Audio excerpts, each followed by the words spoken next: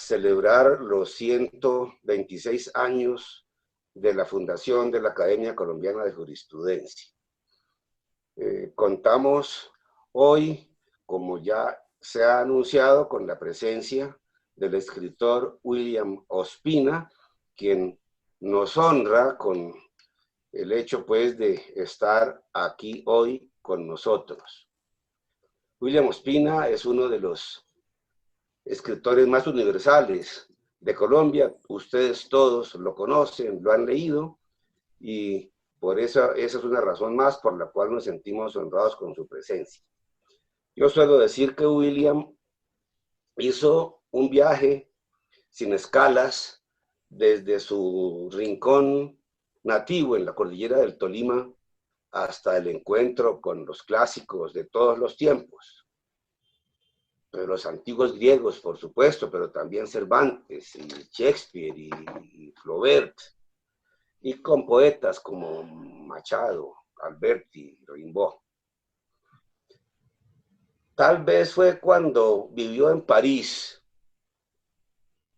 que se encontró con Faulkner, con Lord Byron, con Emily Dickinson, a lo mejor con el propio Gabo, con quien tuvo una amistad que bien se sabe fue grata para ambos. No sé cuándo ni dónde se pudo encontrar con Borges, pero creo que sus diálogos con Gabo y con Borges ayudaron a convertirlo en una especie de protagonista crítico de la modernidad. Eso sitúa a William entre los precursores de una nueva manera, de una nueva perspectiva en el ejercicio de pensar y, por supuesto, en el oficio de escribir. William Ospina ha escrito varios libros de ensayo. Yo los tengo incluso por acá. No es tarde para el hombre, ¿Dónde está la franja amarilla?, Los nuevos centros de la esfera, América Mestiza, entre otros. Y ganó el premio de ensayo Casa de las Américas, creo que en el año 2004-2005.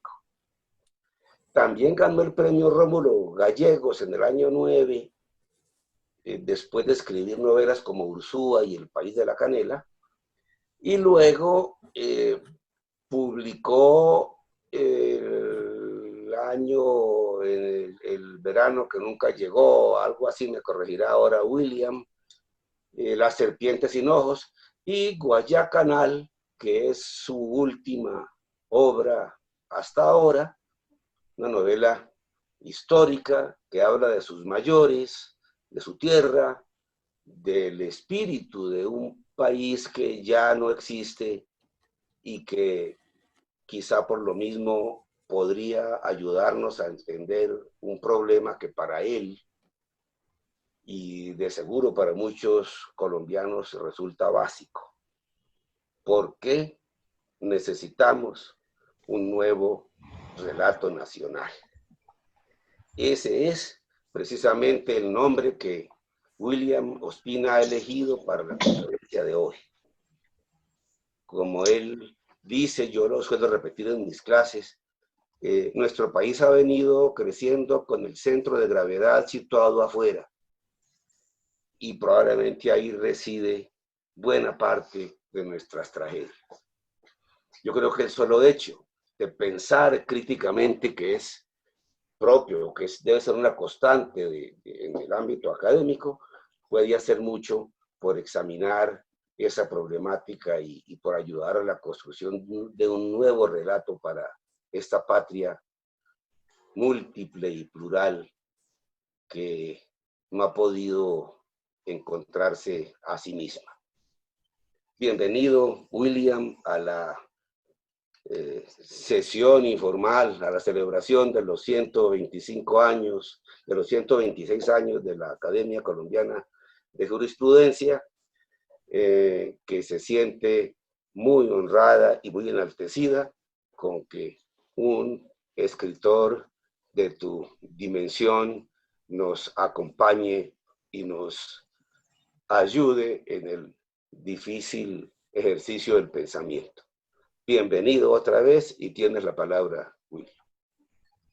Muchas gracias, Augusto. Agradezco mucho esta invitación del doctor Augusto Trujillo.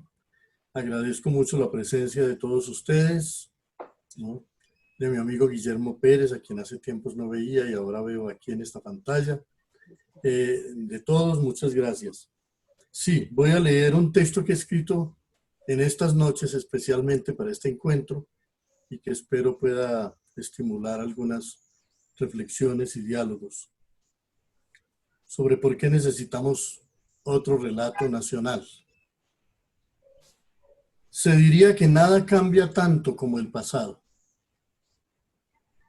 Cada generación crece en una leyenda de su mundo que tiene que corregir o reinventar a lo largo de su vida. Esto es aún más evidente en tiempos de crisis, cuando las sociedades cambian, las verdades se abandonan, se cuestionan los valores y nadie parece crecer en la firmeza de unas tradiciones y en la seguridad de unas costumbres. Pero es más dramático en sociedades que no lograron establecer a tiempo un relato de sí mismas que sirviera de fundamento para un verdadero orden social. En eso Colombia es un país muy representativo de los desafíos de nuestra época. Pues antes de lograr construir un relato coherente de su realidad natural y social, de su proceso histórico y de sus propósitos colectivos, ha visto derrumbarse las sucesivas versiones de sí misma que le había permitido articular la historia. Como en un poema de Miguel Hernández, al siglo XXI, Colombia llegó con 3 heridas: la de la conquista, la de la independencia y la del desarrollo. El siglo XVI ha debido ser el del encuentro de los mundos, pero se configuró más bien como un inmenso saqueo, un genocidio y una invasión opresiva. El principal resultado de la ocupación europea del territorio consistió en borrar la memoria milenaria del continente. Germán Arciniegas decía que aquí no se dio un descubrimiento, sino un cubrimiento de América. Y es verdad que casi todo lo que había fue cubierto por lo que llegó. También en la Europa cristiana se construían las iglesias sobre las ruinas o los vestigios de los templos paganos. Pero nadie en Europa podía negar aquella antigüedad. Hasta los nombres se conservaban. Esa iglesia recién construida se llamaba Santa María Supra Minerva. La columna Trajana seguía en pie. Y aún en condición de derrotada, la antigüedad no solo seguía brillando, sino iluminando la realidad. En el fondo, la continuidad fue tal que no estamos seguros de que el cristianismo hubiera podido nacer sin la doctrina platónica del doble mundo. El Nuevo Testamento no pudo desprenderse del Antiguo y el catolicismo terminó siendo una versión eclesiástica del Imperio Romano. Aquí, en cambio, no solo se negó la cultura de los pueblos vencidos, sino que en el principio hasta se les negó la condición de seres humanos. A nosotros nos ha tocado, después de la conquista y aún después de la independencia, la curiosa tarea de vivir una y otra vez el descubrimiento de América. No hay generación a la que no le haya tocado descubrir algo. Las ciudades mayas, las cabezas olmecas, la profusión de las lenguas nativas, el saber médico de los chamanes del Amazonas, la ingeniería hidráulica de los zenúes de la Mojana, el mito de Yurupari, la canción cuna para curar la locura, la filosofía de los Kogis, las narrativas del Gran Río, las alturas de Machu Picchu, la maloca cósmica de los hombres jaguar de la sierra de Chiribiquete. Nos educaron en la idea de que América surgió para la historia en 1492, de que su existencia se la dieron las carabelas de Cristóbal Colón, pero cada día descubrimos algún hecho más antiguo y más sorprendente. No hace medio siglo nos enteramos de que los refinados dibujos de las estelas de las ciudades mayas no eran meros ornamentos visuales y se derrumbó la leyenda de que las lenguas de América no habían llegado a la fase de la escritura. Los colombianos acabamos de enterarnos de que los dibujos de los tepuyes de Chiribiquete tienen más de 20.000 años, cuando crecimos en la idea de que los primeros pobladores del continente habían llegado hace 10.000. Pero además, llegar hasta Chiribiquete para alzar allí esa capilla sixtina del arte americano es algo que no se debió realizar en poco tiempo. ¿Qué cuentos de prehistoria? Aquí la historia comenzó hace más de 20.000 años. España fue sembrada en nuestro territorio con tal vocación de hegemonía que aún la tardía protección benévola de los indios en misiones tenía como único propósito civilizarlos. Y eso solo significaba evangelizarlos, alfabetizarlos, arrebatarles su cultura e iniciarlos en los buenos hábitos de la servidumbre. Han tenido que venir la etnología y la antropología del siglo XX a mostrarnos no solo la existencia de las 120 naciones indígenas que habitaban el territorio de lo que hoy es Colombia, a la llegada de los europeos, sino las 60 lenguas que se hablan todavía hoy y los mitos de los Uwa de la Sierra del Cocuy, el mito de Aluna de la Sierra Nevada, los mitos de los de Sana del Baupés, el canto de los peces de los Sicuani del Bichada, el mito amazónico del árbol de los frutos y las historias chocoanas de las serpientes que dialogan con el trueno. Del mismo modo hemos ido aprendiendo que los nativos de este territorio, zenúes, calimas, bacataes, tolimas, quimbayas, taironas, eran exquisitos diseñadores y refinados orfebres. Se hizo imposible negarlo y el más importante museo de arte del país es el Museo del Oro del Banco de la República. Pero las castas que se beneficiaron siempre de esa negación de nuestra complejidad persistieron en el viejo relato. ¿Cómo sostener en adelante la leyenda de que todo lo que había aquí antes de España era salvajismo y barbarie? ¿Cómo sostener que es un acto de benevolencia exagerada permitir a los indígenas tener derechos sobre las tierras que eran de sus mayores hasta cuando llegaron los dueños del papel sellado? De todos modos, la lengua que llegó se ha convertido en la lengua unificadora, no solo del país, sino de toda Hispanoamérica. No es la misma lengua que nos trajeron hace 500 años.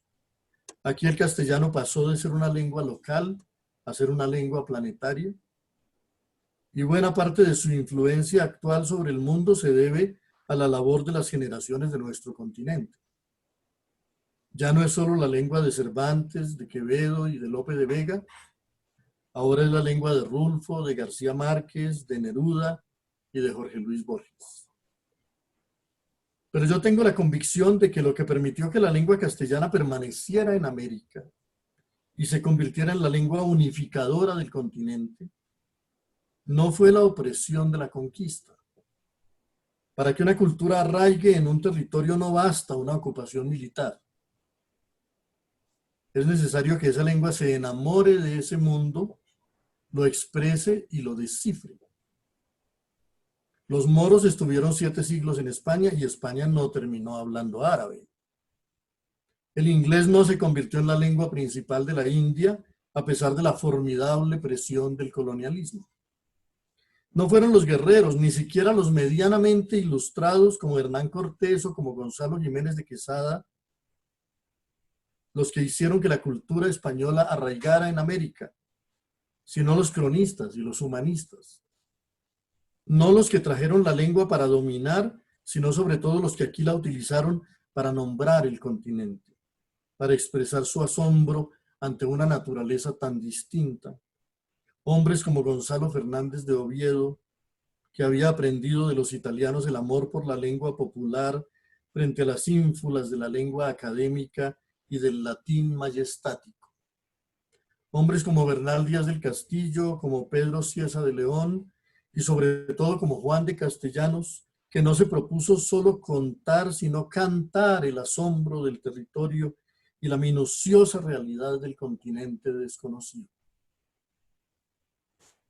Oficialmente lo más valioso de su esfuerzo no fue reconocido entonces. Se los vio como testigos curiosos y es comprensible que España se negara a aprender de su ejemplo porque para España allá en su interior nada había cambiado. Estaban muy lejos de esa aventura. No tenían por qué apreciar que la lengua al otro lado del océano fuera el testigo asombrado de un mundo nuevo y se volviera parte de él. Lo que sí fue anormal es que nuestra cultura, incluso después de la independencia, se hubiera negado a entender el valor de ese esfuerzo, el mestizaje de la lengua que ellos testimoniaron y propiciaron, no percibiera la importancia de la naturaleza que esos primeros testigos supieron admirar con los ojos del Renacimiento. Ver a Cortés entrando en Tenochtitlan era algo tan asombroso como si se hubieran encontrado frente a frente los príncipes del Renacimiento con los faraones del antiguo Egipto. No solemos pensar que este planeta tan antiguo, hace apenas 5 siglos, estaba formado por dos hemisferios que no se habían visto nunca, cuyas culturas habían evolucionado independientemente durante más de 20.000 años. Cada uno poseía sus razas, sus culturas, sus lenguas, sus dioses, ciudades, artes, mitologías, técnicas agrícolas, cosmovisiones, barbaries y refinamientos.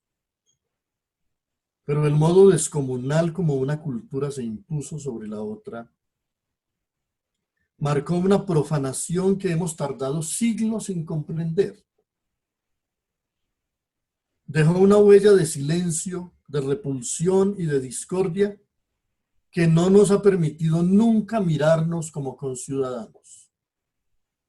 Y hay que decir con claridad que hasta que no se reconozca como parte de lo que somos la majestad de esas culturas, la sacralidad de sus tipos humanos, el sentido de esas divinidades de la naturaleza, no lograremos salir de un laberinto de mezquindad y de sangre.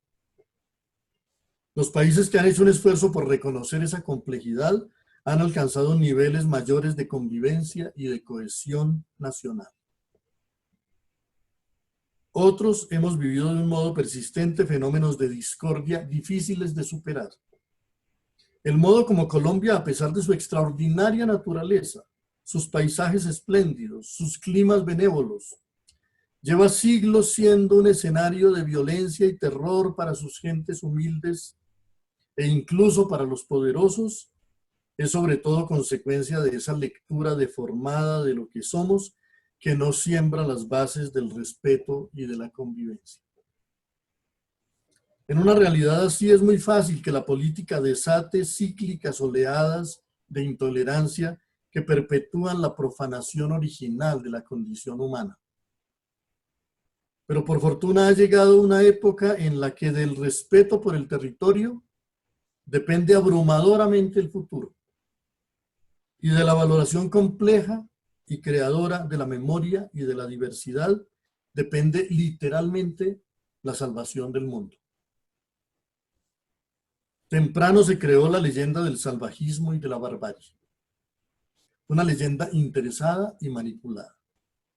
Los que vieron con escándalo cómo los aztecas sacrificaban guerreros enemigos en los altares de sus dioses, no advertían con el mismo espanto las criptas de la Santa Inquisición, ni las hogueras en que se consumía a los herejes, ni las ruedas de Flandes de las que caían a pedazos los cuerpos de los ejecutados.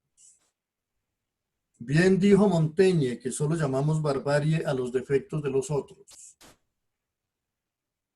Pero el que quisiera comparar realmente los mundos tenía que poner frente a los altares aztecas el triunfo de la muerte de Bruegel y frente a las pieles de indios desollados del cacique Petecuy en el Valle del Lili, los fragmentos de cuerpos humanos que Felipe II guardaba en el Escorial y a los que llamaba piadosamente reliquias de santos.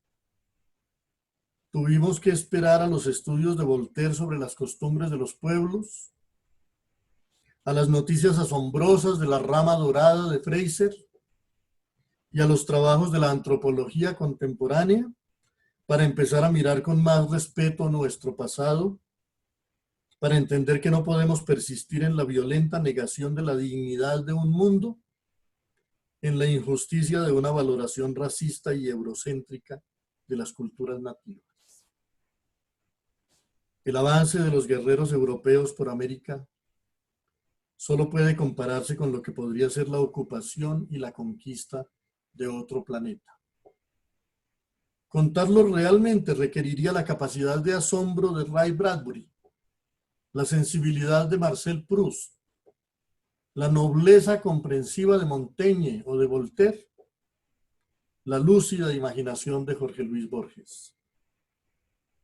España se unió carnalmente con el mundo indígena, pero también por esa razón no tenía derecho a borrar su universo cultural, porque le impuso como sin advertirlo a la sociedad mestiza resultante una versión de sí misma, de su carne y de su espíritu, en la que ese mundo mestizo no podía caber. Nos obligó a mirarnos en un espejo en el que no podíamos reconocernos plenamente. Así que ese gradual descubrimiento de América, que ha sido nuestro destino, no era una opción, sino sobre todo una necesidad. Como los rasgos de alguien que ha padecido el fuego y que al cabo del tiempo tienden a emerger de nuevo en el rostro vulnerado. No se trata de un mero ejercicio de reafirmación étnica, es el respeto por un conocimiento milenario del territorio, sepultado por una cultura arrogante e impaciente. Y tampoco puede consistir en una negación de todo lo otro que somos, de los muchos aportes de Europa, de las grandes síntesis que desde entonces hemos conseguido. Pero hay un manantial sagrado ante el que tenemos que inclinarnos, porque como dijo Hölderlin, lo que nace de una fuente pura es un misterio y ni siquiera el canto lo puede revelar. También fue Hölderlin quien dijo que el encuentro con América se debió a que Europa no cabía en sí, a que necesitaba desesperadamente salir de sí misma, y eso ya podía advertirse en un libro que por entonces tenía más de 2 siglos, La Divina Comedia, donde el Ulises soñado por Dante se lanza a una travesía temeraria más allá de las columnas de Hércules, porque algo lo impulsa a ir tras el sol por ese mar sin gente.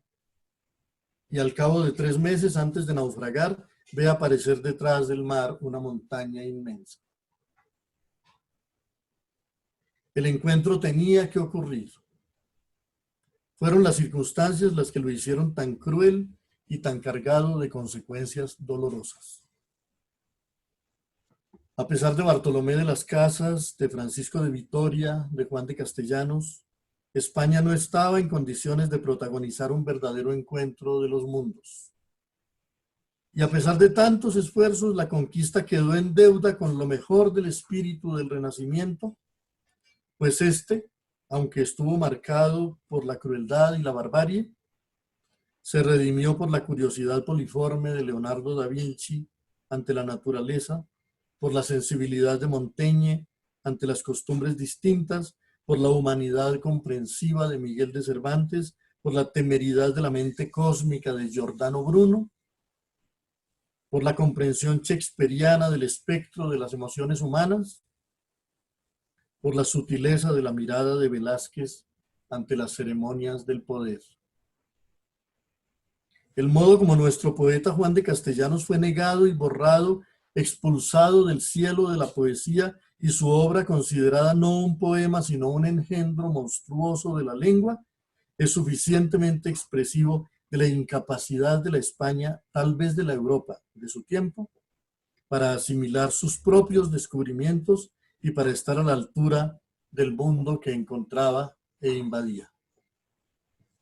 Los siglos de la colonia vivieron el lento diálogo de lo americano con lo europeo. Y así vino el modo gradual e imaginativo como los pueblos fueron mezclando los sonidos y las formas, amalgamando las realidades y fundando, más allá del mestizaje a menudo brutal de los encuentros físicos, el mestizaje iluminado de los sincretismos los ritmos musicales, los injertos de la arquitectura, el modo como las aventuras estéticas consiguen crear alianzas donde la política solo sabe engendrar guerras. Es así como podemos entender el tejido desconcertante de los poemas de Domínguez Camargo, que algunos toman por una imitación caprichosa de Góngora, cuando revelan más bien otra invasión del cuerpo de la lengua por los espíritus desmesurados del territorio, otra fusión de lo presente con lo remoto, una liturgia de fantasmas y un conjuro verbal contra la existencia periférica. Y también así podemos entender la armoniosa belleza de las vírgenes de Legarda, en las que algunos quisieron ver apenas una representación de la Virgen alada del Apocalipsis, pero en las que los indígenas de Quito vieron siempre la exaltación de la Pachamama incaica. En la guadalupana, en las tallas religiosas, en las fachadas de los templos barrocos, el genio popular seguía intentando la alianza de los mundos, pero muy pronto las tensiones políticas y las furias de la historia hicieron inevitable la nueva herida. Si la conquista quedó en deuda con el Renacimiento, la independencia quedó en deuda con la Ilustración. Al fin y al cabo fue el Renacimiento, la edad de los descubrimientos, con los avances de la navegación, con la cosmología de la época, lo que hizo posible el viaje de Colón. Y fueron las fuerzas del mercado mundial las que fortalecieron aquella descomunal empresa de rapiña de metales y de recursos. Por ello es extraño que se impusiera esa ceguera histórica frente a la importancia de la naturaleza americana, esa incapacidad de los invasores de aprender la lección de los pueblos que hallaban, esa imposibilidad de darle su sentido al globo, de concederle al equilibrio natural su lugar en el orden de la historia, al mestizaje su dignidad y su sacralidad. Como en la novela Luz de Agosto de Faulkner, el mestizo, que encarnaba la fusión de las razas enfrentadas, no ganó precisamente el favor de ambas, sino por el contrario, despertaba el rechazo de unos y de otros. El símbolo del amor prohibido se convertía en objeto de todas las repulsiones.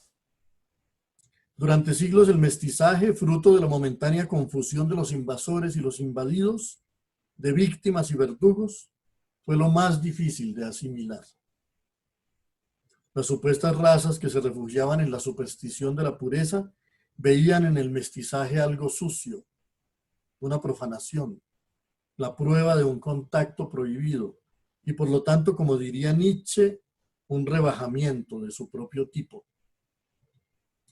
Por eso se entiende que haya sido tan lento, tan demorado el surgimiento del orgullo mestizo, la comprensión de la riqueza de la complejidad, el privilegio de ser herederos legítimos de tradiciones distintas. Más fácil es tomar partido primero por uno de los componentes de esa mixtura, jugar a ser europeos o jugar a ser indios, y pretender por la fuerza impedir que ocurra lo que ya hace siglos ha ocurrido. Salir a las playas en 1992 a decirle a Colón que no desembarque. El principal temor es que el mestizaje borre la originalidad y el valor singular de cada cultura que entra en el diálogo. Pero la aparición de una música nueva como el tango o el jazz no tiene por qué borrar la fuerza y la integridad de las tradiciones que allí convergieron. En Colombia había una dificultad extrema porque en América hay países mayoritariamente blancos europeos como Estados Unidos, Canadá o Argentina. Países mayoritariamente indígenas como México o Bolivia. Países mayoritariamente africanos o mulatos como Haití o Brasil. Colombia no tiene ese predominio de ninguno de sus componentes.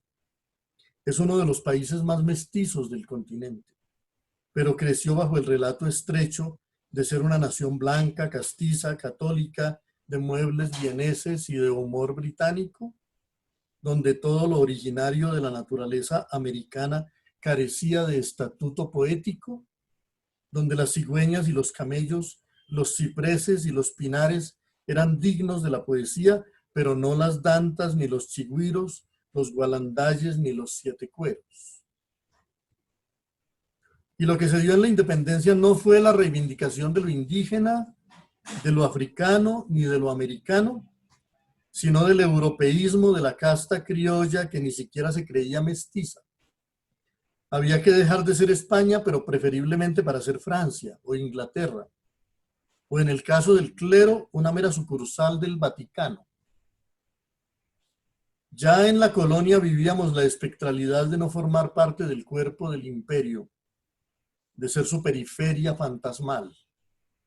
Llevábamos la lengua como un traje prestado, que se avergonzaba de nuestro cuerpo, que servía menos para expresarnos que para ocultarnos. Podíamos tener la mayor variedad de aves del mundo, pero el pájaro de nuestras canciones era el ruiseñor, que aquí solo existía en el diccionario, y que nos parecía, como dijo después Borges, más afín al ángel que a la calandria. Ni los toches, ni los sinsontes, ni los barranqueros cabían del todo en los poemas. Y ya sabemos qué cara habían puesto en España cuando nuestros poemas se atrevieron a decir anaconda, chigüiro, jaguar, armadillo, lulo o guanábana. Tuvo que pasar mucho tiempo para que Barbajacó pudiera decir la piña y la guanábana aroman el camino y un vino de palmeras aduerme el corazón.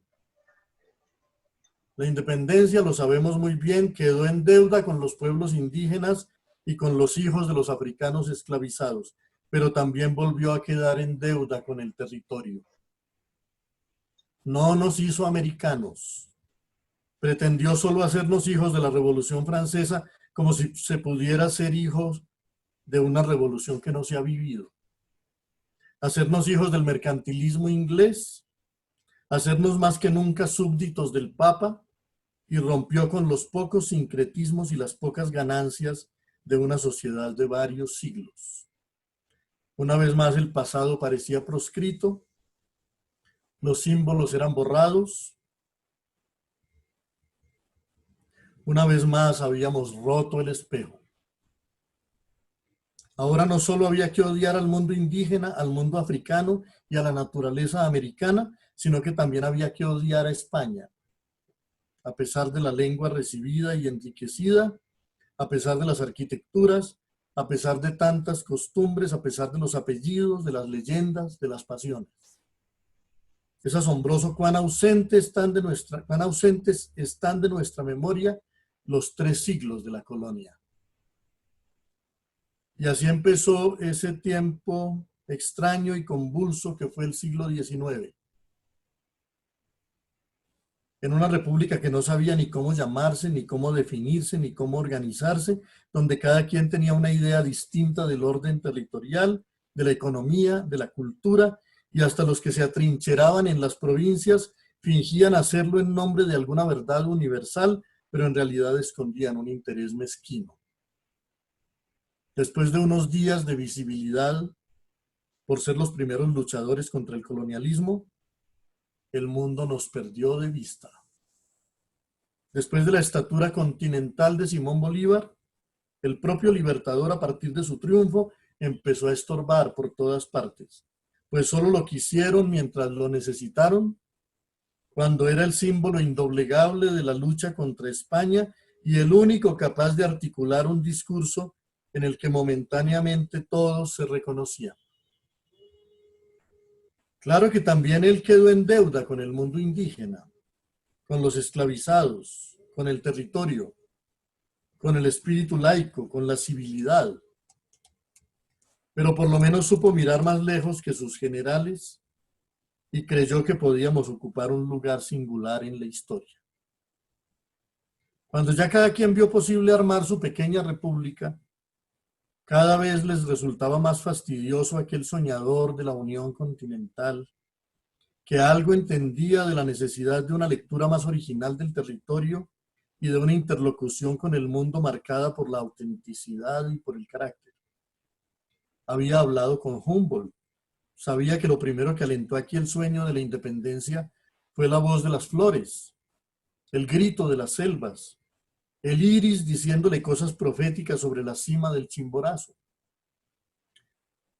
Lo primero que tenía que hacer la independencia era escuchar la voz del territorio, de los suelos, los climas, las aguas, las montañas, las selvas, y a partir de esa afirmación fundar una economía, construir un relato, dejar aflorar una cultura. Pero con más fuerza todavía que en la colonia arreciaron las cartillas venidas de lejos, los catecismos, los manuales, así como empezaron a necesitarse los empréstitos que naturalmente empezaron a desaparecer en bolsillos privados.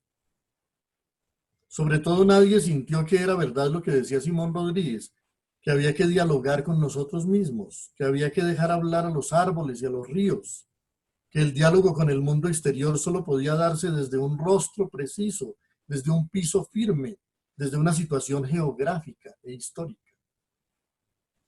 Mientras pretendiéramos ser franceses o ingleses o italianos, o después incluso norteamericanos, seguiríamos siendo tan irrelevantes como cuando fingíamos ser españoles, con la gran diferencia de que por lo menos algo de España sí había en nosotros.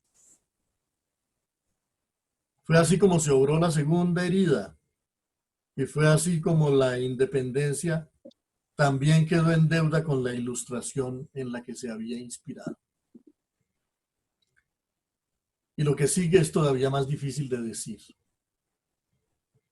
porque las búsquedas del siglo XIX y de la primera mitad del siglo XX fueron muchas y lo más probable es que hayan sido bien intencionadas, pero partían de esa herencia inauténtica y empobrecedora que fue el alimento de todas las discordias, la ceguera frente al territorio, la exclusión de nobles comunidades humanas, la falta de un relato que interpretara con grandeza nuestra complejidad. Los protagonistas de aquella historia abnegada pero pequeña, pertinaz pero carente de humanidad profunda, se enfrascaban en debates que no siempre consultaron sus convicciones, sino la conveniencia política de ser bandos enemigos, de jugar a ser contemporáneos y parecerse a los mundos ilustres, de beneficiar a unos grupos económicos o a otros. Así convirtieron en incesantes y feroces y sanguinarias guerras de aldea la oposición entre esclavistas y abolicionistas, entre centralistas y federalistas, entre proteccionistas y librecambistas, entre liberales y conservadores. Un relato complejo de nuestra realidad habría permitido conjurar muchas de esas guerras. Los excluidos se convirtieron en carne de cañón de todas las carnicerías, las provincias apenas en escenario de conflictos, las ideas no en argumentos para el debate, sino en combustible para las conflagraciones, y seguíamos viviendo la lengua como algo prestado que no servía para unirnos, sino apenas para enardecernos y descalificarnos recíprocamente. Cada 20 o 30 años el país cambiaba de nombre, hasta que en 1886 empezó a llamarse República de Colombia, el nombre que todavía lleva y que al parecer nadie quiere ya cambiar. Una serie de aventuras científicas y artísticas avanzaron en la segunda mitad del siglo XIX y en la primera del XX y nos llevaban por el camino de reconciliarnos con el territorio y de valorar su diversidad. La expedición Alfa, la comisión coreográfica, coordinada por Manuel Ancísar, la expedición de Jorge Isaacs por el territorio y su novela María, el reconocimiento bello y sensible de una región del país, la expedición de Rafael Reyes, las colonizaciones campesinas y la formación de la zona cafetera, las expediciones de José Eustacio Rivera y su tremenda novela La Vorágine, la aventura verbal de reconocimiento de la sociedad antioqueña hecha por Tomás Carrasquilla, el original esfuerzo filosófico de Fernando González, el trazado de los ferrocarriles, la apertura de caminos, la aceptación de la vocación agraria del territorio, la llegada de los antropólogos Paul Rivet y Gerardo Raigel Dolmatov, la formación entrañable del país vallenato,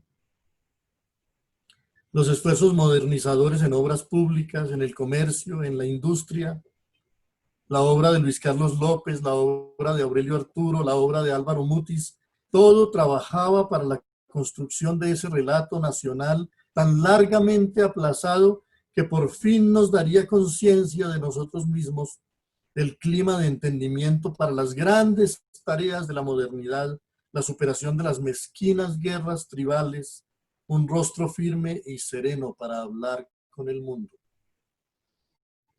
El último coletazo de la antigua discordia iba a ser la guerra de los 1000 días, después de la cual el país desangrado vio cómo su conflicto interno lo debilitaba tanto que le impedía evitar el cercenamiento oprobioso del territorio mediante la secesión de Panamá alentada por los Estados Unidos para hacerse al canal interoceánico del que ya hablaban a comienzos del siglo Humboldt y Goethe. México había hecho su reforma liberal en la segunda mitad del siglo XIX. Ecuador y Argentina en las primeras décadas del siglo XX. Colombia también se preparaba para su propia reforma liberal que por fin pusiera en primer lugar de la agenda republicana la gente y sus riquezas humanas y culturales, el territorio, la memoria, la herencia indígena, el inmenso aporte africano, el valor de las comunidades inmigrantes, la diversidad regional, la exuberancia de la flora equinoccial que ya había estudiado temprano la expedición botánica de Mutis y que nos había susurrado desde sus flores el deber de la independencia.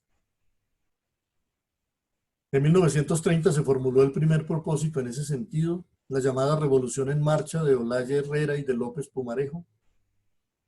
El entusiasmo de los excluidos era inmenso, pero el temor de las viejas fuerzas, no solo de los terratenientes y del país clerical, sino del viejo relato excluyente, discriminador, exotista, subordinado a las grandes metrópolis, el viejo poder de las castas que se habían beneficiado de la ausencia del pueblo y del territorio en la leyenda nacional.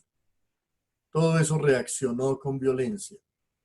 Los líderes liberales le bajaron el volumen a su proyecto y a partir del gobierno de Eduardo Santos lo declararon en pausa eterna. Pero como la gran transformación era necesaria, Jorge Eliezer Gaitán encarnó de repente la esperanza de que ese relato largamente postergado surgiera. No lo mató simplemente una persona. Lo mató esa vieja idea de que el pueblo es un peligro para la república. Esa idea de que la periferia es un peligro para el centro.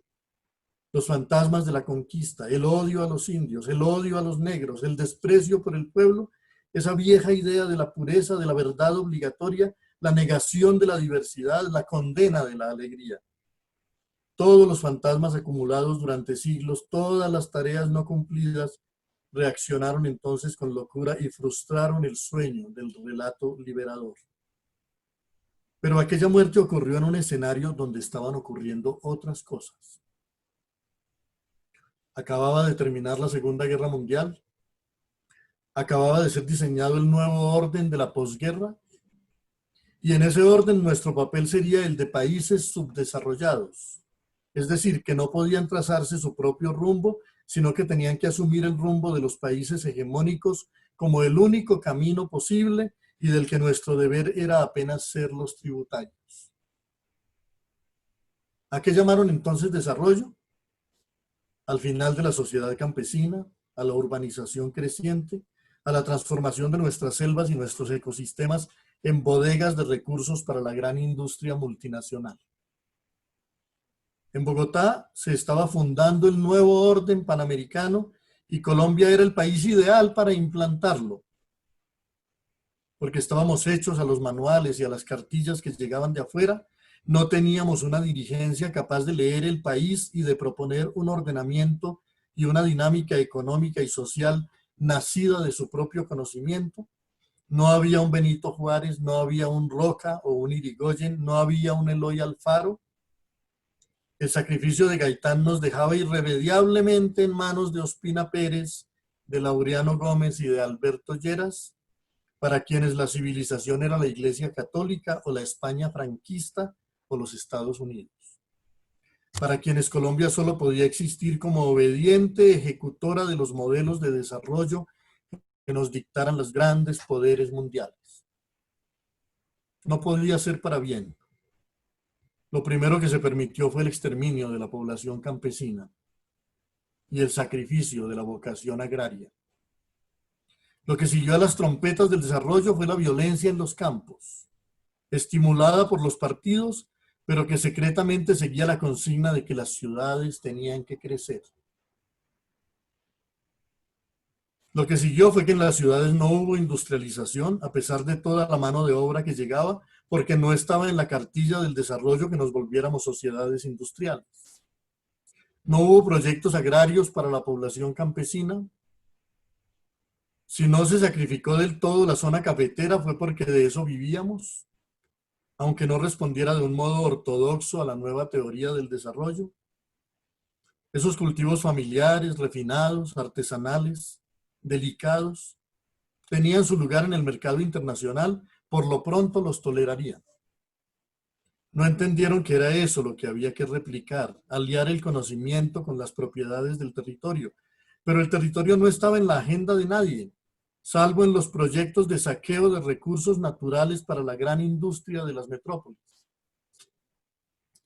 Y así se consumó la tercera herida, la herida del desarrollo, que nos relegó durante décadas al papel subalterno de países subdesarrollados, es decir, que estaban para siempre en la lista de aspirantes a ser Estados Unidos o Francia o Inglaterra, la más vieja vocación de nuestras élites, y que no podían siquiera soñar con un proyecto propio que consultara su propio ser para dialogar y negociar con el mundo. El haber cancelado la natural vocación agraria del país y el haber cerrado la posibilidad de una vocación industrial nos hizo más dependientes todavía de un mercado al que teníamos que comprarle todo, pero al que no podíamos ofrecerle casi nada, salvo el suelo desnudo. Y eso fue lo que obligó a sectores emprendedores de las clases medias a optar por algo que cabe perfectamente en el gran modelo del capitalismo internacional: la economía clandestina, las industrias ilegales, la droga. Por esa grieta del capitalismo de las metrópolis, que son los incontables consumidores de drogas, se infiltró la economía del rebusque, que era la única que nos dejaban, y nuestros empresarios mafiosos demostraron que podían hacer ingresar al país un torrente de divisas al precio de bañar en sangre el territorio, corromper la política, carcomer las instituciones y destruir los valores que quedaban del viejo e ingenuo mundo campesino. Lo que nadie esperaba es que al cabo de medio siglo o un poco más de teoría del desarrollo, el modelo empezara a hacer agua de un modo tan alarmante como ocurre hoy, hasta el punto de que ya nadie piensa que el futuro sea de verdad la sociedad hiperurbanizada e hipertecnológica, que de verdad tenga algún futuro el mundo sin un nuevo pacto con la naturaleza, sin el retorno a unos mínimos valores de convivencia, sin un abandono del modelo industrial depredador que altera el clima, calienta el planeta, amenaza con un colapso inminente, llena las ciudades de males cada vez más insolubles y, por otra parte, arrasa las selvas, envenena los ríos, destruye los páramos, altera las condiciones básicas de la vida, destruye el equilibrio natural del planeta y amenaza no solo a los humanos, sino a la vida en su conjunto. Todos los países están ahora releyendo su realidad y preguntándose cómo vamos a construir un modelo nuevo donde no solo la economía sea un factor de convivencia y de prosperidad, sino donde sea posible salvar el mundo y lograr que la civilización prevalezca.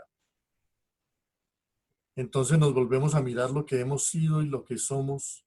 Entonces comprendemos cuántas cosas valiosas hubo siempre en nuestro territorio y en nuestras culturas para enfrentar este momento crucial de la historia contemporánea. Todavía tenemos naturaleza. Tenemos el privilegio de una inmensa fábrica de agua que debemos salvar. Tenemos el tesoro de mitos milenarios de un diálogo profundo con la naturaleza. Tenemos selvas que proteger, que son el pulmón del planeta, la mitad de los páramos del globo. tesoros de la memoria que hay que rescatar, ese relato pendiente que ya no solo podría salvarnos a nosotros, sino que tendría mucho que enseñarle al mundo. Esas son las razones por las cuales necesitamos con urgencia un nuevo relato nacional en el que quepa nuestra increíble riqueza natural, el mayor banco de biodiversidad imaginable, donde quepan el poder filosófico y estético de los mitos naturales de los pueblos milenarios, el largo aprendizaje de ese laboratorio de mestizajes y de sincretismos que fue nuestra colonia, y el tesoro de búsquedas y hallazgos que los mejores colombianos han protagonizado durante siglos y que el orden mental imperante no supo escuchar ni aprovechar. Es la hora de la memoria, es la hora del territorio, es la hora de los saberes mestizos, es la hora de las grandes tareas éticas y estéticas, es la hora de aliar el conocimiento con la imaginación. Ahora ya no pueden llegarnos cartillas de afuera, ni manuales, ni catecismos. Ahora los que tenemos que hablar somos nosotros. Muchas gracias. Magnífica conferencia que hemos oído. Es una conferencia como todas las conferencias de William Ospina. Es una conferencia para pensar, es una conferencia para debatir, es una conferencia para polemizar, es una conferencia para aprender, es una conferencia para enseñar. Es decir, es una conferencia para pensar críticamente, como debe ser, como es la constante del ámbito académico. Asumir el pensamiento crítico y a través del pensamiento crítico encontrar cosas para repensar el pasado y para repensar el futuro. En ese orden de ideas, creo que podemos hacer comentarios, formular preguntas, en fin, y para ese efecto ofrezco la palabra a los académicos que a bien lo tengan. Señor presidente, por esta magnífica oportunidad que nos ha dado de escuchar el relato que hacía falta para pensar en nuestras propias raíces. Quiero manifestarle al paisano y admirado escritor y pensador William Ospina la inmensa complacencia espiritual que significa su conferencia de hoy, que el relato que nos hacía falta a los colombianos era ese, porque es el que tiende a buscar nuestras propias raíces, nuestra propia identidad. Es lo que nos lleva a ser auténticos, a pensar en lo que somos, a pensar en nuestro inmenso carácter mestizo, que es lo que debe constituir nuestro máximo orgullo. Saber que tenemos que respetar nuestros ancestros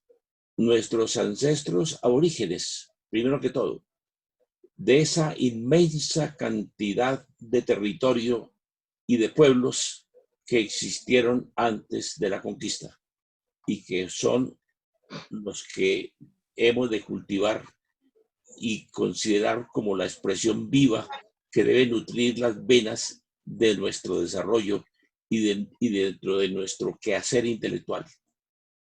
Yo le agradezco y admiro cada vez más la forma sencilla, clara, objetiva, analítica, sin eufemismos y sin alardes en la que William Ospina engasta su pensamiento.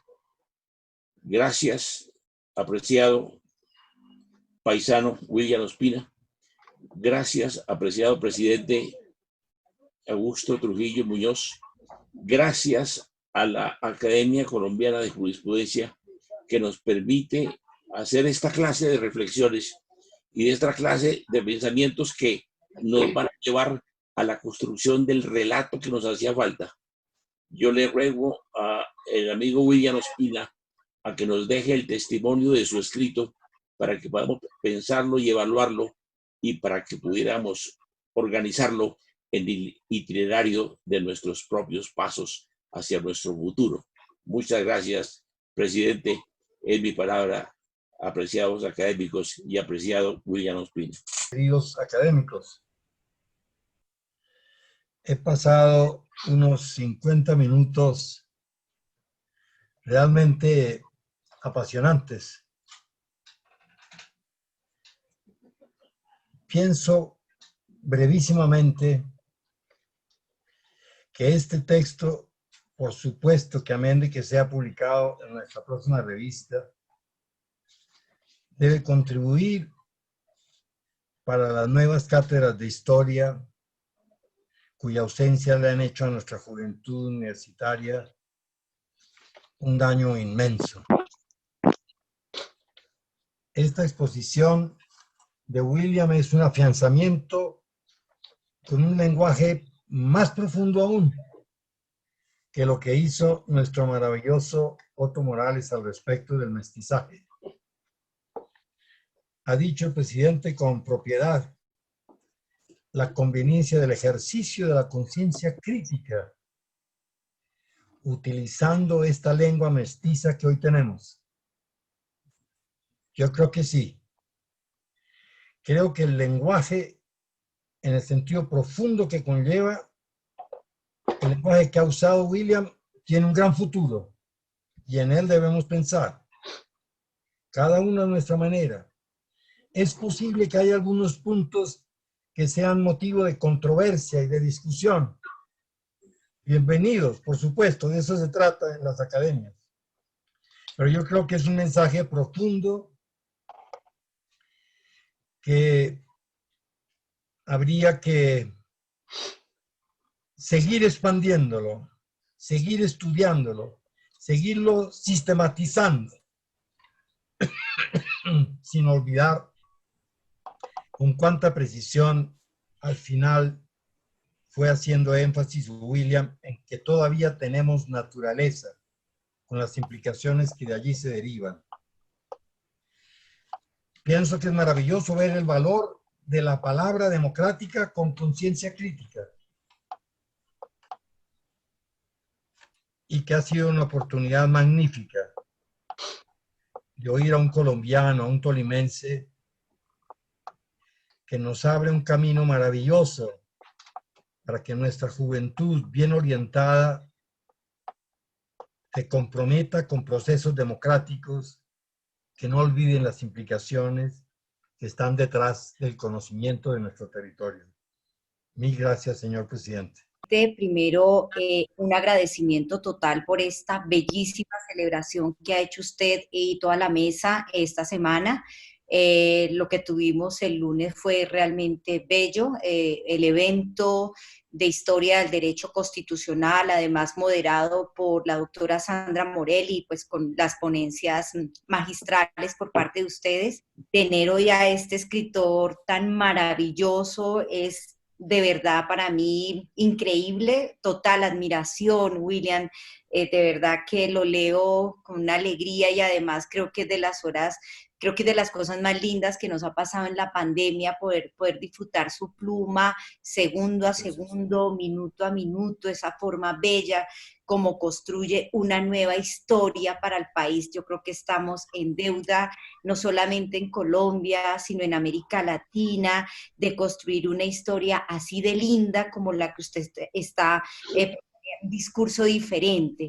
Yo creo que este es un esfuerzo que empezaron de alguna manera los creadores de la nueva historia en la segunda mitad del siglo XX, pero se ha quedado todavía corto. Se están haciendo apenas unos esfuerzos increíbles por tratar de quitarnos toda esta construcción de estos mitos que tienen, por supuesto, una carga que usted lo decía en su conferencia bellísima, y no, me disculpan las palabras, eurocéntrica y racista, porque eso es lo que hemos construido no solamente en la historia, sino también en el mundo del derecho. Ese derecho todavía está cargado con estas con estas palabras. Como mujer, durante la pandemia, quiero decirles a todos ustedes que me la he pasado en 1000 cosas, pero entre otras estudiando feminismo, que puede molestar a muchos y a muchas. Me ha tocado leer muchas escritoras mujeres con mucha dificultad para encontrar las escritoras mujeres, no solamente en la historia, en la literatura, ya un poco más en la historia, y mucho menos en el mundo del derecho y mucho menos en el mundo del derecho constitucional. Entonces, ha sido, no solamente eso, también me he dedicado a trabajar muchísimo el tema del pluralismo jurídico y tratar de entender la justicia zenú, la justicia wayú, la justicia de cada una de esos 115 o 120 pueblos que precisamente usted mencionaba y que en algunos países de América Latina incluso no solamente tienen el nombre de pueblos y de nacionalidades. Yo sería feliz, yo no sé si mi hija lo va a ver, si los hijos de mi hija, si quién lo va a ver, cuando en esa historia bella que usted ha escrito hoy, yo también encuentre mujeres, porque yo me preocupo de ver nombres, no hay nombres casi de mujeres, y yo creo que en alguna oportunidad ya tendremos un espacio. No solamente estamos hablando de la historia de los indígenas, claro, femenino, masculino y todas las opciones, la historia de los afro, sino que también algún día entrará la historia de otras invisibles que somos las mujeres y otros que eran invisibles, los niños, las niñas. Eso es algo que apenas estamos tratando de reconstruir y apenas estamos intentando describir. De verdad, le agradezco por esa pluma, le agradezco por esos minutos bellos que nos ha dado en este aburrimiento de pandemia, le agradezco al presidente y por supuesto me uno a las palabras de poder tener la autorización suya al presidente para poder publicar tremendo escrito en la revista más antigua del derecho del país, porque eso nos cambia completamente el camino y una forma de leer también el derecho distinta. Gracias, señor escritor, de verdad, muchas gracias. Muy escuchar a un escritor, como usted lo decía, presidente, con un horizonte verdaderamente universal. Yo vengo leyendo hace mucho tiempo al maestro Espina y siempre me ha llamado la atención que probablemente en el escenario de nuestra literatura moderna es el que más penetra en la naturaleza humana y que no solo, pues obviamente hace su creación literaria alrededor de hechos, fenómenos, la historia misma del pasado y de las raíces de Colombia, sino que hurga en las almas, en los espíritus de todos esos antecedentes y desde luego del hombre moderno de Colombia. Y me ha llamado la atención también que en su extraordinaria conferencia del día de hoy tocó varios hitos que en algún momento son de aquellos que, digámoslo, hacen que los colombianos no perdamos la esperanza de encontrar un nuevo rumbo en el camino de la humanidad. Él citaba, por ejemplo, la época de la primera mitad del siglo XX, en la que figuras como Alfonso López Pumarejo, Jorge Eliezer Gaitán, etcétera, abrieron unos horizontes para tratar de involucrar en una transformación política del país a las clases menos favorecidas. Y también me llamaba la atención cómo él iba hilando a través también de la historia de nuestra literatura algunos fenómenos que son expresión precisamente de todas esas vivencias de muchas carencias, además, de pronto de muchas ilusiones, de muchas esperanzas. Yo haría una pequeña acotación ahí, tal vez por lo que corresponde a mi generación, en el sentido de que nos hizo explotar la curiosidad en muchos terrenos, el surgimiento de movimientos en su momento vistos con cierta sorna, como el nadaísmo, ¿no? Que introdujo también, digamos, un nuevo lenguaje y una nueva manera de mirar las cosas. Algunos podrían pensar que un poco esnovistas, pero que mostraba pues esa necesidad de nuestra juventud de encontrar formas de expresión un poco alejadas de lo tradicional, ¿no? Yo creo que este formidable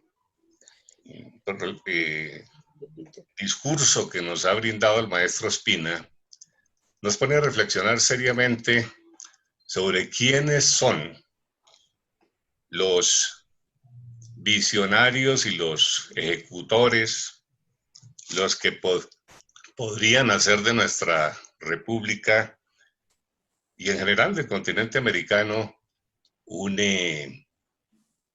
espacio diferente, donde, como él decía, está toda esa diversidad de la naturaleza, toda esa diversidad geográfica, ecológica, y estoy convencido de que él, con sus escritos, con su carácter no solo de escritor, sino de filósofo, no sé por qué de alguna manera recordaba yo un poco la trayectoria de Albert Camus en Francia, que fue un hombre que además de escribir, como dicen, como los dioses, también fue un gran pensador, ¿no? Veo unas identidades en el maestro Espina allí, y no cabe duda de que voces como la de él son las que nos van a abrir un espacio en la que quienes ejecutan la política tendrán necesariamente que mirar, que revisar y tomar no solo guías, sino directrices muy profundas. De nuevo al maestro Espina, mil y mil gracias. Ha sido una formidable conferencia. Presidente y mesa directiva, no cabe duda de que fue una gran y excelente lección brindarnos este suculento banquete literario filosófico que nos ha brindado el maestro Espina. Mil gracias. Maestro Espina, realmente ha sido un privilegio poder escucharlo.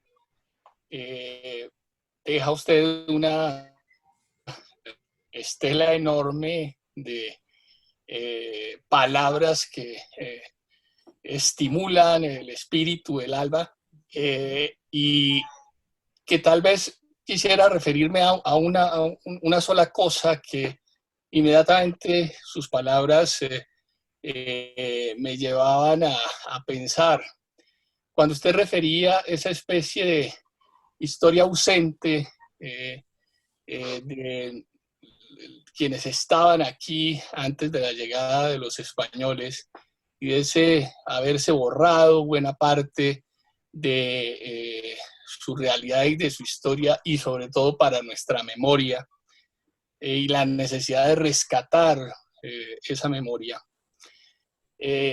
Sin duda, en el ámbito que nosotros nos movemos, que es el ámbito jurídico, tal vez más allá de pues, indudables estudios que se han hecho, pero que están centrados evidentemente desde la perspectiva de las instituciones jurídicas que llegaron. Tal vez allí hay un campo enorme que usted nos obliga o nos invita más bien a activar mucho más para mirar cómo ese mestizaje de instituciones que prácticamente hemos dejado olvidadas. Arrancamos nuestros cursos olvidando totalmente esa realidad anterior, ese mundo anterior. Y abre usted una serie de interrogantes, de preguntas que bien valdría la pena y muy seguramente que estimulan mil iniciativas Y yo creo que la publicación de su texto en la revista de la Academia es apenas una magnífica abrebocas de esa invitación a repensar muchos momentos, y yo quisiera particularmente referirme a ese inicial, de reconstruir esa historia anterior que pareciera borrada. Mil gracias, realmente ha sido un privilegio. Mi gratitud a todos por su presencia, por su interés, y por supuesto que así como supongo que esta charla ha quedado grabada aquí en este encuentro, también voy a enviar el texto para que ustedes puedan leerlo y compartirlo. Sí, yo siento que en el campo específico del derecho, como en todos los otros, una nueva lectura de nuestra realidad implicará necesariamente muchos replanteamientos, en el sentido de que muy posiblemente parte de la tradición europeísta de nuestra cultura es un poco la idea de que no hay otro derecho posible, de que no hay otro sentido posible de la justicia y que no hay otro sentido posible de la valoración de los hechos que el que nos dejó esa cultura hegemónica, esa cultura que se impuso en nuestra historia. Pero también todos sabemos que parte de la gran crisis que vive nuestra época en Colombia en particular nace de que no logramos hacer compatibles unas ideas abstractas de la justicia con unas realidades que casi no permiten que la gente obre de acuerdo con la ley y que no le brindan a la gente la oportunidad, ¿no?, de comportarse con justicia y de comportarse con respeto en un mundo en el que, por supuesto, es mucha la gente que irrespeta la ley, pero también es mucha la gente que es irrespetada por ella, o por lo menos por las instituciones, ¿no? Yo creo que ese debate, el debate sobre, no solo sobre la justicia que castiga y que corrige, sino sobre la justicia que previene los males, ¿no? Porque yo creo que en la base de una justicia verdadera, de una conducta verdaderamente justa de los ciudadanos, está el que se los haya tratado con justicia desde niños y se les haya permitido pertenecer a un horizonte de posibilidades, ¿no? No podemos juzgar con la misma severidad a dos seres humanos, uno de los cuales tuvo toda la oportunidad y todas las posibilidades de comportarse de acuerdo con las sabias normas de la conducta universal, y otra creció en medio de todas las adversidades, de todas las negaciones, de todas las privaciones, ¿no?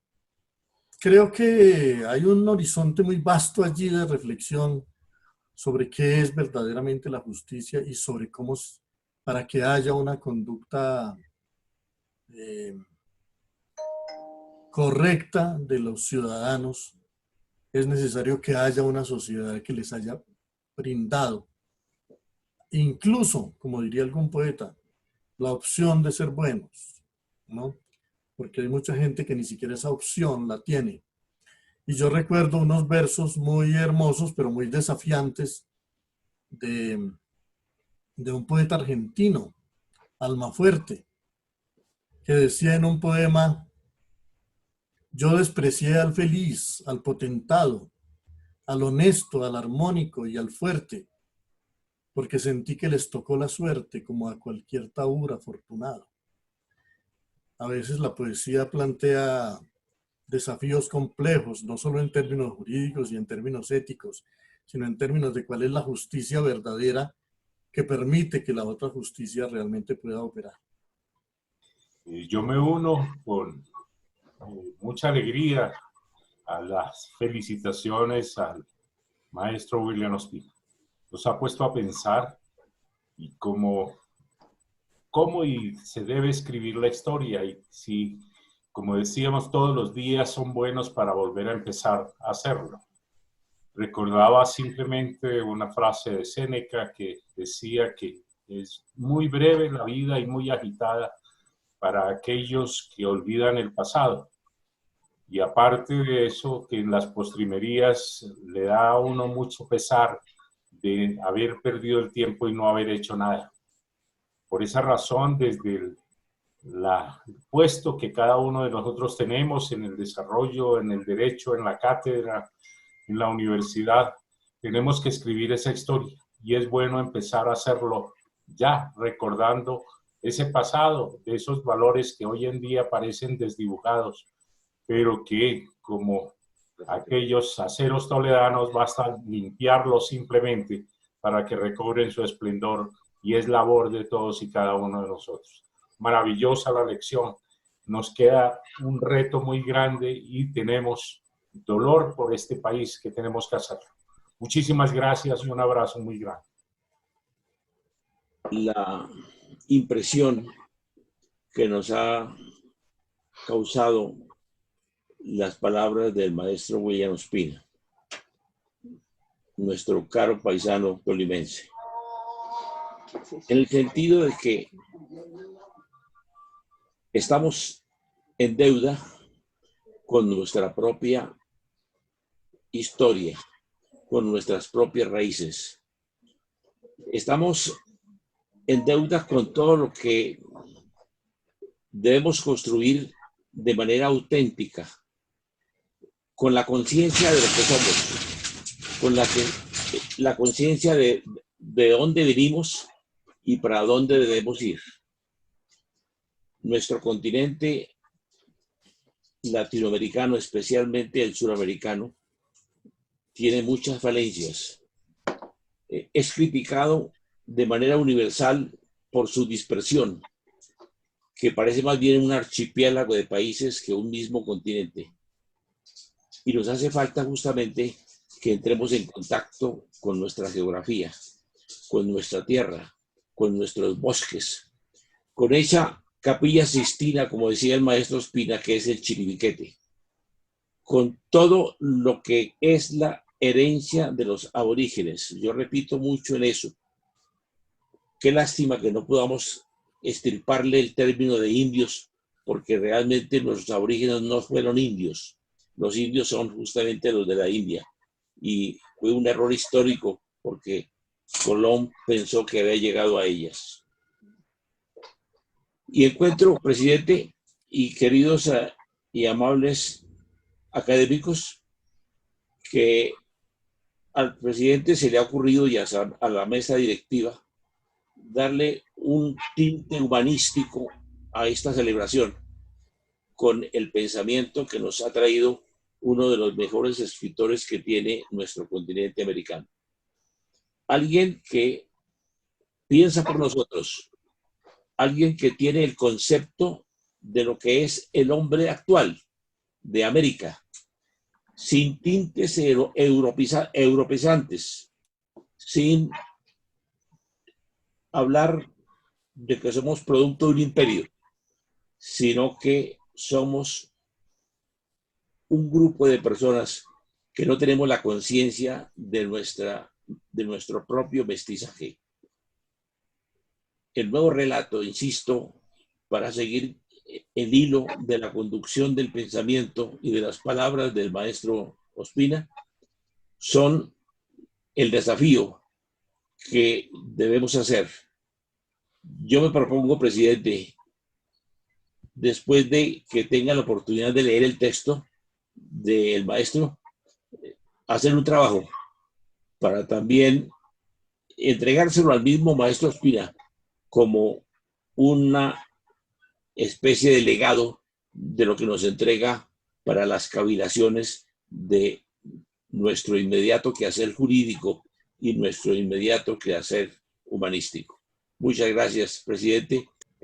Quiero hacer una pequeñísima reflexión final para volver a darle la palabra a William y dar por terminada la sesión de hoy.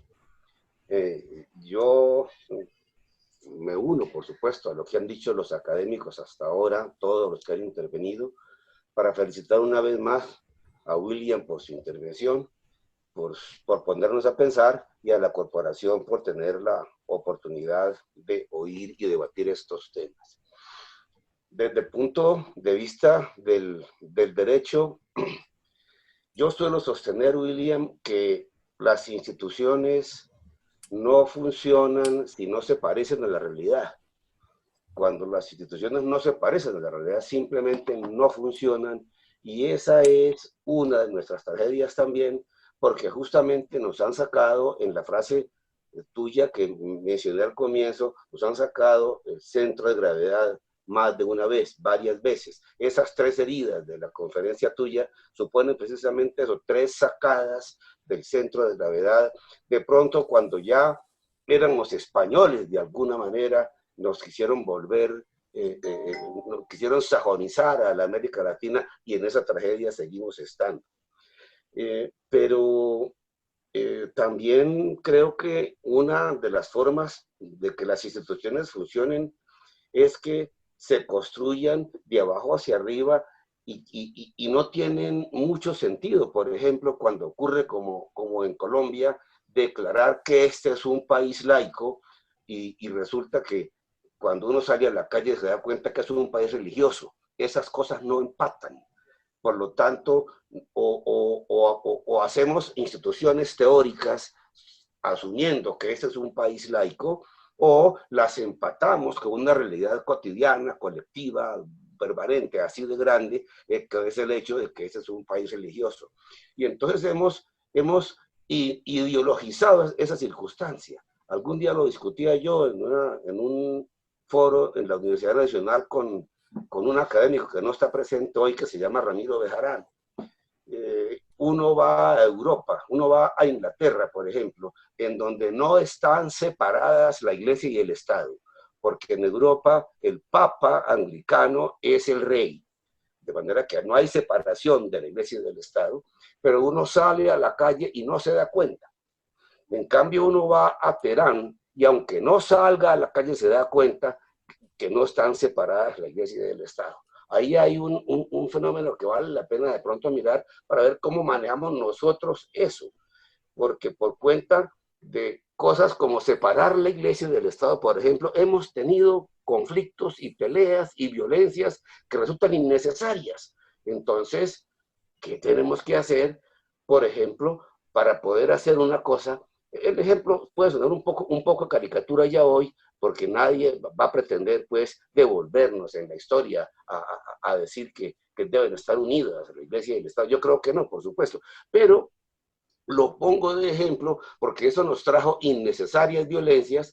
¿Cómo hacer para que, por ejemplo, podamos hacer desde el punto de vista cultural cosas que nos permitan parecernos más a Inglaterra, en donde no están separadas la Iglesia y el Estado, que a Irán, en donde sí lo están? No sé si me explico con la caricatura, y con un ejemplo que puede no estar bien traído, pero que tiene que ver con la relación que hay entre la realidad y las instituciones frente a la manera de pensar en el viejo relato o de construir un nuevo relato. Gracias, William. Gracias al doctor Rocha por sus palabras, al doctor Roa, a la doctora Estupiñán, al doctor Juela, al doctor Zambrano. En realidad, yo siento que una de las herencias que nos dejó es la excesiva sujeción a los modelos metropolitanos y a los modelos ilustres, ese haber crecido nosotros en la idea de que éramos una nación marginal, subalterna, que la historia ocurría en otra parte, que la realidad estaba en otra parte, que la belleza estaba en otra parte, generó en nosotros no solo mucha discriminación dentro de nosotros mismos, sino una suerte de menosprecio por nosotros mismos, que muy a menudo se manifiesta en agresividad hacia el otro, pero que en realidad equivale a una falta profunda de entereza, de carácter, de confianza en sí mismo y en el mundo al que se pertenece. Nos parecía que no teníamos mucho que decir frente a las grandes culturas ilustres y frente a las grandes metrópolis y las grandes sociedades. Eso, por supuesto, cada vez desaparece más en la medida en que, por un lado, la globalización visibiliza la complejidad del mundo y la diversidad y la importancia de los lugares, curiosamente, algo que no creo que, que es lo que se proponía, la idea original de la globalización, que parecía más bien hacernos creer que lo importante ya era el todo y no las partes. Me parece que una de las consecuencias de la globalización ha sido la visibilización cada vez mayor de cada lugar y la comprensión que tiene que ser creciente de que cada lugar es fundamental para el conjunto. Porque si queremos salvar el mar, tenemos que salvar los ríos, y si queremos salvar los ríos, tenemos que salvar las cañadas y los arroyos, y para eso tenemos que salvar los manantiales y los bosques. Y entonces cada lugar del mundo empieza a ser fundamental para que el mundo pueda salvarse. Y se tienden a perder esas perspectivas en las cuales solo los grandes poderes planetarios resuelven cosas. Creo que ahora ya entendemos que cada quien tiene un papel fundamental que cumplir en la solución de esos problemas. Y en esa medida también, ¿cómo no nos va a obligar a perder la timidez? El saber que no estamos simplemente hablando de nuestras virtudes particulares o de nuestros orgullos personales, sino que tenemos el deber de ser la voz del Amazonas, de ser la voz de la cordillera de los Andes, de ser la voz del Caribe, ¿no? Y que eso tiene que tener un lugar en el diálogo planetario y un lugar fundamental, y que ese es el respeto que nunca hemos ni sentido nosotros por el mundo al que pertenecemos, ni que hemos reclamado para nuestro mundo. Muchas gracias a todos, y de verdad que es un honor para mí participar en esta actividad, tener con ustedes este diálogo, y se los agradezco mucho. Yo creo que ahora que Liliana recordaba el evento del lunes, creo que podemos decir también, a propósito de ese evento y del de hoy, que en América del Sur nos estamos volviendo pioneros de una nueva manera de pensar el derecho constitucional. Y hay una cosa que se llama el nuevo constitucionalismo suramericano, en donde hay juristas que están pensando en términos de pluralismo jurídico, y yo suelo repetir que hay una constitución que me seduce mucho porque es jurídicamente una constitución muy redonda, muy completa, muy armónica, que probablemente le quedó grande al gobierno de ese país, no lo sé, pero la constitución boliviana es una constitución que le está diciendo al mundo que América Latina está pensando de otra manera. Vale la pena mirar la constitución boliviana en ese sentido, así sus gobiernos no hayan sido suficientemente consecuentes con ella. Y la constitución boliviana, por lo menos a mi juicio, hunde sus raíces en la del 91.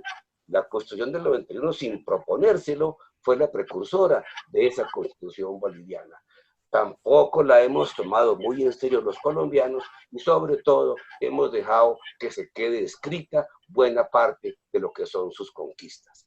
Muchas gracias, señores académicos. Los invito para el próximo lunes a la sesión ordinaria, y una vez más gracias a William Ospina. Felicitaciones. Muchas gracias a todos.